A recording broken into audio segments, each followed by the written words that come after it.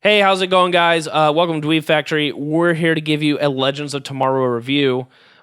This is not Charlotte with me. This is LA. LA, we haven't seen you in a while. I'm back. Yeah. I'm back. I know you missed me. And black. And black. I'm still black. Half of it anyway. We weren't sure. I had to find my blackness. That's why. It's Black History Month. I had to find my blackness, and now I found it and I'm back. But we're going to go over our top 5 moments of Legends of Tomorrow. I'm really excited. This wasn't the best episode, but let's go ahead and start it off. You can start with the number 5, LA. What was the top 5 moment for you?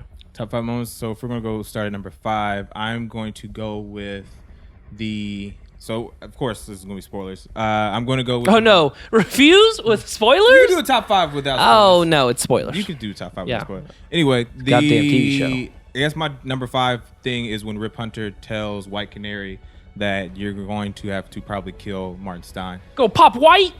Pop the Gray. Oh, Gray. That's right. They call him Gray. There you go. I call him Gray. Pop White sounds Pop White. like something that'd put me in jail. Yeah, that's not good at all. But yeah, that's the top 5 moment when Rip Hunter basically lays down and says, you kind of get a little bit more feel of what Rip Hunter is as far as a person. Like, he is willing to kind of sacrifice everyone, which he kind of laid it out in episode 1. Like, you guys don't have anything to do with this temporal timeline anyway, so you're all expendable at the end of the day. I have to go grab another B-list character and then let them join the team. But doesn't this show you like how powerful, like, I guess the Arrow crew is because the experience they have? Like, think about it. Like, White Canary is the boss. Like, I honestly, she's the best fighter. I don't know. I wouldn't call her a boss. I'm not saying she's a boss, but I would say she's like the best fighter. Like, other than Firestorm, which trumps anybody. Like, Firestorm's kind of the trump card. Mm-hmm. I would still put her against anybody in the CW universe. Oh yeah, as far as like, I'd still put her against Supergirl. No, that show's awful. She'd just be like, I haven't watched it enough yet. She'd just show her ratings, and then Supergirl would just like fall to the ground like kryptonite. Leading in, what is your number 4? My number 4 moment was the dynamic of Palmer and Mick. Yes.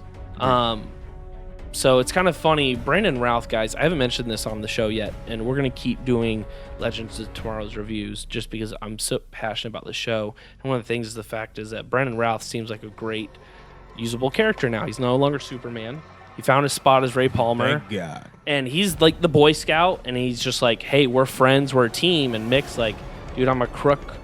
No, we look out for ourselves. And it was just absolutely amazing how it was shot when Brandon Routh takes that beating for Mick, and Mick is like, well, he didn't take it for Mick.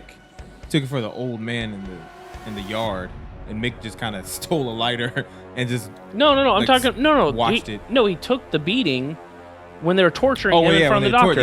That's my favorite moment, and because he's literally about to start beating on Mick, and he distracts him, and they're like, "What are you doing?"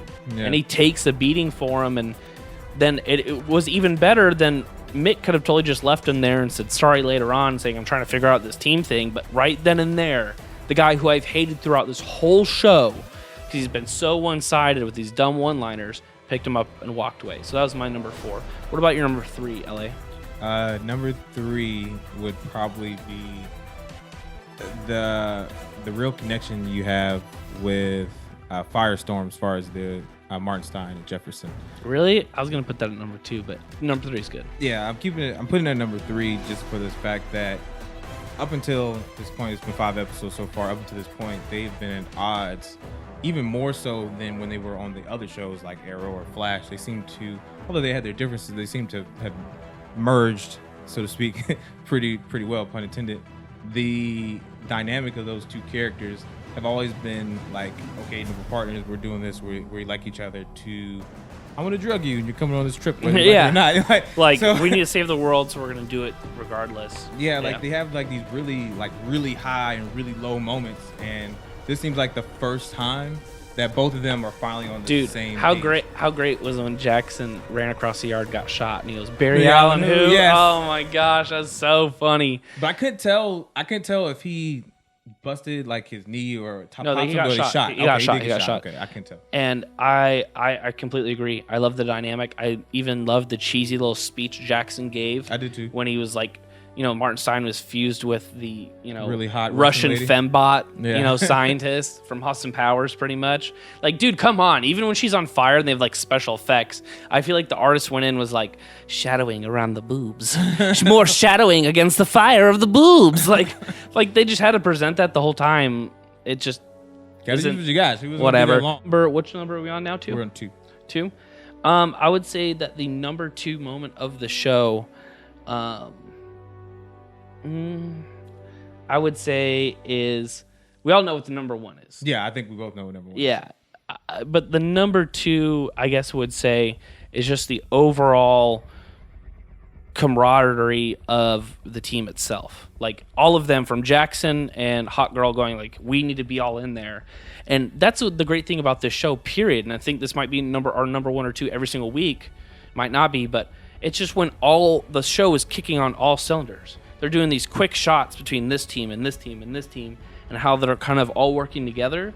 I think that's the best moment. The best moment of every episode is when the directors, and it doesn't always happen at the end. Remember, we watched the second episode at PAX. Oh yeah, and it was in the first 10 minutes of show. Yeah, before even the intro graphic started, they were all like getting it in. And then our number 1 moment, Ellie, I'll let you talk about it. Yes, number 1. Which it was already hinted at a little earlier in the week, and I believe at the panel, Stephen Amell. Yes, Stephen Amell talked about it, and I was like, "Spoiler, you jerk!" Yeah. So the end of the episode, which they always hit us with something really good at the end. They get shot down by Kronos. They ended up in the year 2046. Boba Fett. Yeah, by Boba Fett's back. Yeah, they keep using that joke. It's fun. It's funny every time though. So they drop down in 2046. They're in Star City. All of a sudden, they run into the Green Arrow. They all think it's Oliver Queen. Wait, real quick. By the way, Ray Palmer's like, why does that say smoke? Smoke on the top? Dude, because you haven't ran a company since season 2. Right, yeah. That's why. Sorry, keep going. Yeah. Just had to address that real quick. Bugged me. The Green Arrow comes out. They all think it's Oliver Queen. Lo and behold, it's Black Arrow. Black Arrow. No. Black Arrow. Yeah, I was so excited. Blood Marrow. No, and then you said they're naming him Connor Hawke. Yeah, supposedly he is going to be the Connor Hawke character. That's fine, but just so we can clarify, people, Connor Hawke is Green Arrow's son. Which is weird because they've already shown that he has a son. Yeah. So why not just use his actual son? Which, by the way, his son's screwed. Right? Yeah. Oh, yeah. They're keeping up with the Arrow. At the end of Arrow, his son is... Yeah, he's screwed. By the way... And then Damien Dark's daughter looks like she belongs in the Omen. But guys, that was our top 5 of Legends of Tomorrow this week. Please comment below. What do you guys think the show is going to do next? What do you think is actually going to happen with this new future episode? One thing we keep hearing about is how much is influence from Doctor Who and a bunch of other shows. What other Easter eggs do you think they're going to keep including? I'd love to hear you guys' theory of where the overall arc of the show is going to be, because we don't know. Most shows we know, here's the villain, we have to stop this villain. We don't really know. They'll have to eventually stop Eventual Savage, but are they going to the 90s, the 20s? We know they're going to be in Western because Jonah Hex has already been cast. They've actually shown him in makeup during one of the flashbacks. Which, by the way, who gives a shit about the Westerns? So that's how we're going to end this episode. It's just for me saying, who gives a shit about... Yep. So comment below, guys. Please share this video if you guys like Legends Tomorrow. And please tell us what you think. We'll read your questions here live on the show. Thank you. Go. Bye. Immersive verbal bliss, you nerds ain't heard this. Bounce for the Mario, bounce for the Metroid, bounce for the retro gamers, and we make